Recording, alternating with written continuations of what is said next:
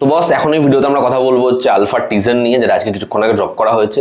Spy ফ্র্যাঞ্চাইজির ওয়ারএফ এর হয়তো শেষ ছবি। তো কেমন লাগলো আলফা টিজার?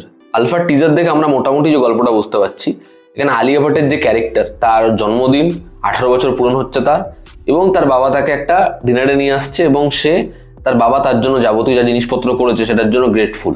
এবার তার বাবা তাকে অ্যাপয়েন্ট করছে তার মিশনের জন্য, এবং সে তার বাবাকে জানাচ্ছে যে এত কিছু তাহলে তার জন্য ছিল না। তার বাবা জানায় তার জন্মদিনের দিন সে এরকম একটা সুযোগ পাচ্ছে, এর থেকে বড় দিন হতে পারে না। এরপর আমরা দেখতে পাই কিভাবে একে ট্রেন করেছে এত বছর ধরে। তার বাবার বিশ্বাস মানুষ দু রকমের হয়, উলফ এবং শিপ। সে কোনটা? উলফের মেয়ে উলফ। এবং এই যে তার ট্রেনিং পিরিয়ড এবং সে কেন আলফা, তো আলফার বিষয়টা হচ্ছে এই যে ইয়াং জেনারেশন তারা যখন এই স্পাইতে কনভার্ট হবে বা কারা হচ্ছে স্পাইয়ের যোগ্য, ইন্ডিয়ান স্পাইয়ের যোগ্য, সেটা সিলেক্ট করে বা তাদের ট্রেন করে হচ্ছে ববি দেওয়ালের ক্যারেক্টার, যে নিজের মেয়েকেও সেরকম ভাবেই ট্রেন করেছে। এবার আলিয়া ভাটের ক্যারেক্টারটা, সে কি একজন যোগ্য স্পাই? একদম শেষ ভাগে যেভাবে টিজারটা কনভার্ট হয়, যে সে একটা উইন্ডোতে দাঁড়িয়ে একজনের মাথায় গুলি মারছে, তার বাবা তাকে এসে হ্যাপি বার্থডে জানাচ্ছে, আর এই যে উইন্ডোর কালারটা পিঙ্ক, ডার্ক পিঙ্ক। তো যেরকম এই পিঙ্ক কালারকে ভাবা হয় যে মেয়েদের রং, সেটা খুব সুইট, সেটা খুব কিউট, তো সেটা এখানে ডার্ক। এবং এখানে ফিমেল ক্যারেক্টারের জন্য তাকে কোনো রকম ভাবে কোনো কারো থেকে কম ভাবা উচিত না, এরকম একটা সিগনিফিকেন্স তারা রেখেছে। তো স্পাই ফ্র্যাঞ্চাইজির লাস্ট ছবিগুলো যেভাবে ক্রিটিসাইজ হয়েছে, জিনিসটা দেখতে শুধুমাত্র হলিউডিশ একটা ছাপ, এবং সেখানে মিশন ইম্পসিবল থেকে শুরু করে বহু ছবির রেফারেন্সে ছবি বানানো, সেটা এখানে দেখে মনে হচ্ছে না। এখানে বাবা মেয়ের যে গল্পটা, সেটা মজাদার হতে পারে, এবং সেটা দেখে বাদবাকি স্পাই ফিল্মগুলোর থেকে একটু বেটার লাগছে। এবং যেরকম আলিয়া ভাটের ক্যারেক্টারটা, তাকে যেরকম ভাবে দেখাচ্ছে, বা এখানে ববি দেওয়ালের যেরকম জিনিসপত্র, যদিও ববি দেওয়ালের লুক তার বহু কাজের মতো সেম, একদমই সেটার মধ্যে কোনো পরিবর্তন নেই, তবে একদম শুরুর দিকের যে টোনটা সেটা কিন্তু ওয়ার্ক করছে, সেটা বেটার লাগছে। এবং শেষ ভাগে যেরকম ট্রান্সফর্ম হচ্ছে আমি বললাম।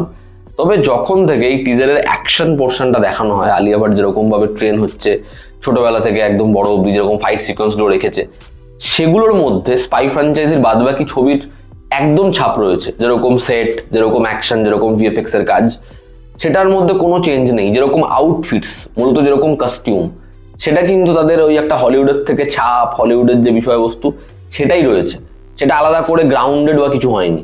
ঠিক আছে, এটাই আমার বক্তব্য। এবং ব্যাকগ্রাউন্ড স্কোরটাও যেরকম ভাবে যায়, সেখানে বিটে বিটে কাটা হয়েছে, ঝপ ঝপ ঝপ ঝপ করে ব্ল্যাক আউট করেছে, সেগুলো ঠিক আছে, মানে সেগুলো আমরা যেভাবে দেখেছি। আলফার লোগোটা শেষে যেরকম ভাবে আসে, সেটা ভালো লাগে। তো ওভারঅল এই টিজারটা আমার যে হেভি লেগে গেছে, ব্যাপক কিছু, আমি হেভি কিছু এক্সপেক্ট করছি এরকম আমার রিয়াকশন নয়। তবে ডেফিনেটলি এই টিজারটা কোথাও একটা গিয়ে স্পাই ফ্র্যাঞ্চাইজির বাদবাকি কাজগুলোর থেকে, যেগুলো লাস্ট টাইম এসেছিল, সেগুলোর থেকে বেটার। কারণ হচ্ছে ওই একটা বাবা মেয়ের একটা সোল রয়েছে, কিন্তু যে ডায়ালগসগুলো এখানে ববি দেওয়াল এবং আলিয়া ভাট বলছে, সেগুলোও যেন খুব রুটিন, সেগুলোও যেন মানে খুব বেসিক সাধারণ ডায়ালগ, শুনেও যারা মজা লাগবে ওরকম ব্যাপার কিন্তু এখনো তৈরি হয়নি।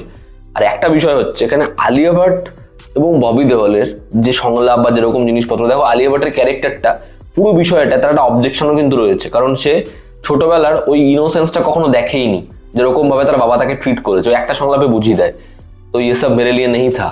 এবং ওর এক্সপ্রেশন যেরকম, সেটা পুরোপুরি ব্ল্যাঙ্ক একদম।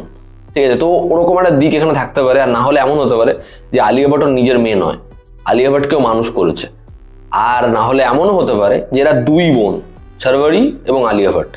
শারবারির যে ক্যারেক্টার, তার হচ্ছে বদলা নেওয়া এমন একটা দিক থাকতে পারে, যে কারণেই শোনা যাচ্ছে এখানে ইন্ডিয়া ভার্সেস পাকিস্তান বা ওরকম কোনো স্পাই গল্পই না এটা।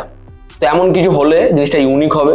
একদম শেষ ভাগে যে লেখাটা আসে, পাপা অ্যান্ড সীতা, ঠিক একটা বোম ব্লাস্ট হচ্ছে, তো এটা মেবি শারবারির ক্যারেক্টার, যে নিজের বাবার থেকে রিভেঞ্জ নিচ্ছে, বা যার মনে হয় যে সে শেষ ভাগে একলব্য হয়ে গেছে, এরকম কিছু হতে পারে। যদি সেটা হয় তাহলে বিষয়টা ইন্টারেস্টিং হতে পারে।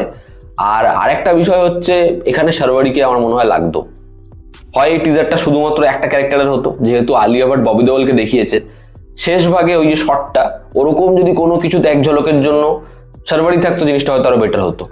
তো আপাতত ডিরেক্টর যেহেতু ভালো, আমি এক্সপেকটেশন রাখছি কাজটা বেটার হতে পারে। তবে সেটা তো আমি টাইগার স্ট্রিটের ক্ষেত্রেও রেখেছিলাম, ডিরেক্টর ভালো ছিল, কিন্তু সে স্পাই ফ্র্যাঞ্চাইজির কোনো এর আগে ছবি বানায়নি, সে ওই জোনের ডিরেক্টরই না।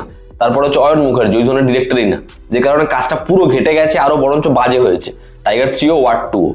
এবার দেখার এই কাজটা কেমন হয়। তবে আশা করছি ওয়ারএফ শিক্ষা নিয়েছে, যেরকম ধরনের ক্রিটিসাইজ তারা আগে হয়েছে, যেরকম জিনিসপত্র তারা ফেস করেছে, হয়তো এই ছবিটা নিয়ে তারা অন্য পাথেই হাঁটবে। দেখার ছবিতে ঋত্বিকের কেমিও আমরা দেখতে পাই, না শাহরুখ খানের কেমিও দেখতে পাই, দেখার আলটিমেটলি ছবিটা হয় কেমন।